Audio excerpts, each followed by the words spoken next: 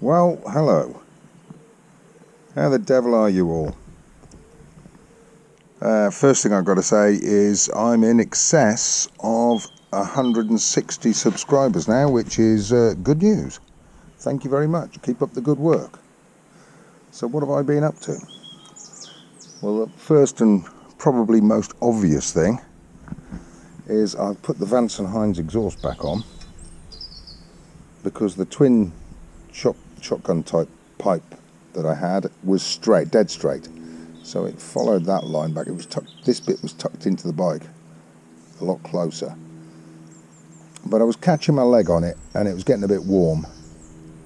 I don't have pipe bending facilities, so I'm actually going to buy some pre-bent pipe, chop a section out the middle and weld a bit of a inward bend into it. Hopefully I'll have that done by the summer. Now you'll remember I put longer shock absorbers on this bike quite some time ago. Now that had the effect, it moved the swing arm down and thus shortened my wheelbase ever so slightly. So as regards chain adjustment, I was right towards the end of the slots and running out of adjustment, and these bolts that push the axle and the wheel back, they were on their last few threads, which I didn't figure was particularly safe. So what I've done is I actually removed a whole link from the chain and brought the wheel forward. Now what you've got to be very careful of is the fact that this, using a magnetic grabbing tool here to point, but this black plastic cover which covers the expansion tank is the wheel is nowhere near the front of the slots on the chain adjustment side, but the tyre that's as close as I felt safe to getting it.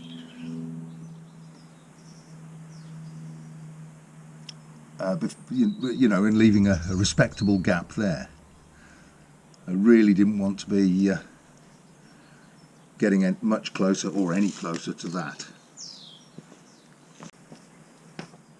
Now the way I did this, the way I established whether I could get away with taking a whole link out, was I got hold of, this is with before I shortened it, I got hold of the whole chain,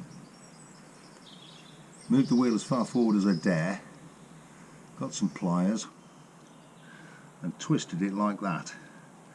And if I could get that link past vertical, then I knew I could pull a whole link out of it, which just by the skin of my teeth I did manage to do. So yeah, I lost a link, I cleaned all the chain up, lost a link, reconnected the chain, and that should now leave enough room. I've got plenty of adjustment for any chain stretch, and it won't stretch that much, it's not going to stretch by a link, but chain sprockets and everything else are in good condition, so I have plenty of adjustment left with plenty of thread on the actual adjusters, so no danger of anything snapping, coming adrift or going wrong there. So I'm quite happy with that result. The other thing I think I mentioned in my last video, a Monza fuel cap. There you go, one Monza fuel cap. Now there were one or two issues with this. Now there were a handful of issues with this. I didn't go to Motone or British Customs or even Genuine Triumph. I decided to take the cheap route got all my sizes, and I went for a very inexpensive one, which was sort of a quarter of the price of Triumph Genuine or Motone or any of those, and bought one. It came from India, and it wasn't, quality wise, it wasn't really up to scratch, so I've had to make a few alterations and adjustments.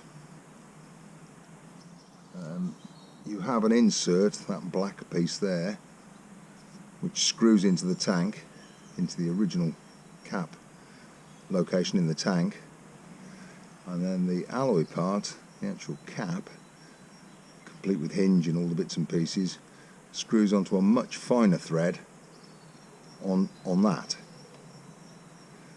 Now, there were a couple of issues here. The thread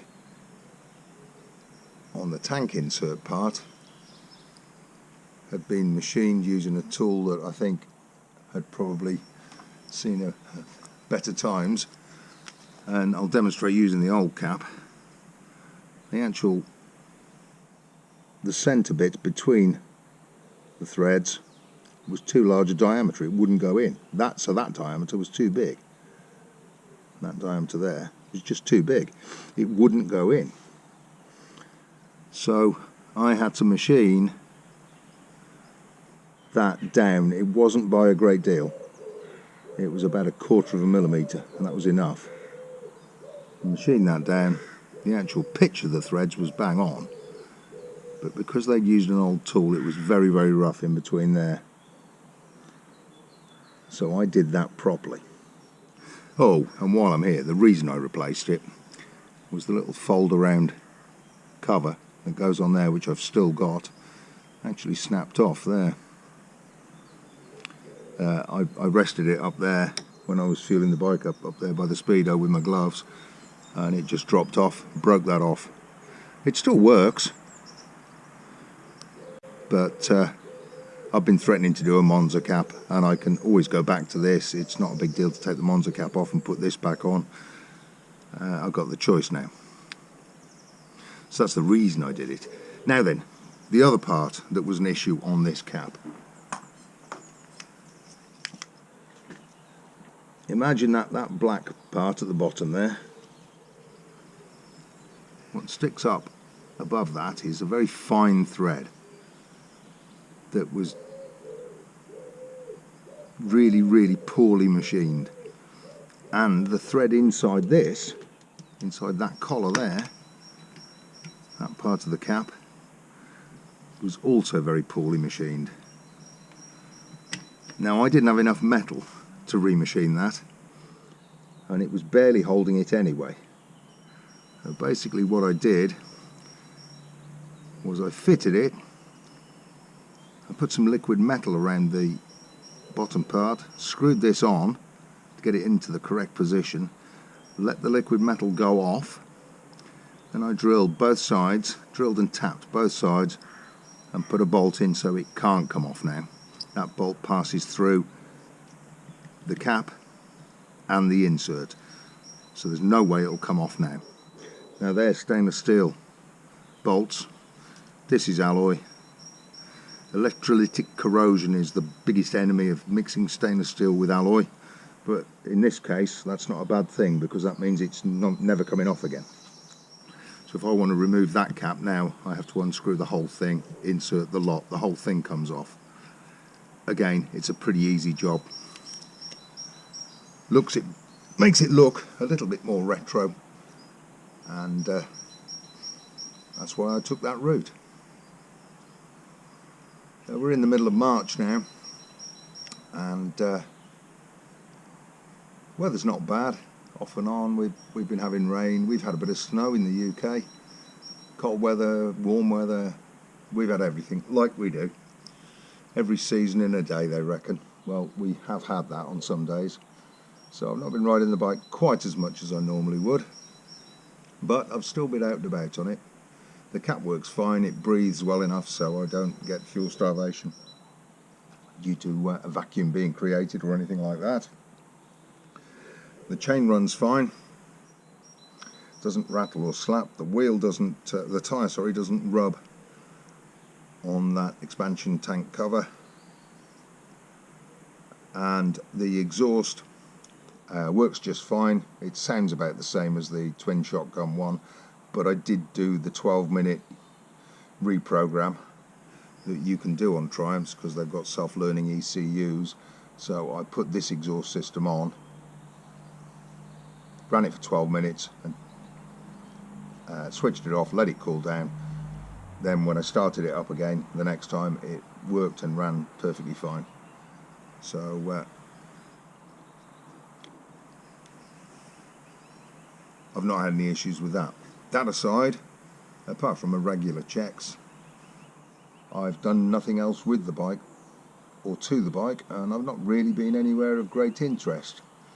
But there will, coming up, we've got Bike for Life, that big mad run from Shrewsbury to the Imperial War Museum at Cosford, which is about 20-ish miles away, where several thousand bikers, escorted by the police, ride along in order to try and raise money for the air ambulance, which fortunately I've never had to use, but it's a worthy cause, so I will be doing that. If it's not hammering down with rain, I will stick a rear facing camera on the bike and have my helmet mounted camera looking forwards, and we'll record my day with the Triumph Owners Club, the Shropshire Triumph Owners Club, meeting up and riding to that. That might get split into several videos because it will be quite a long one, that would, if I did it as one.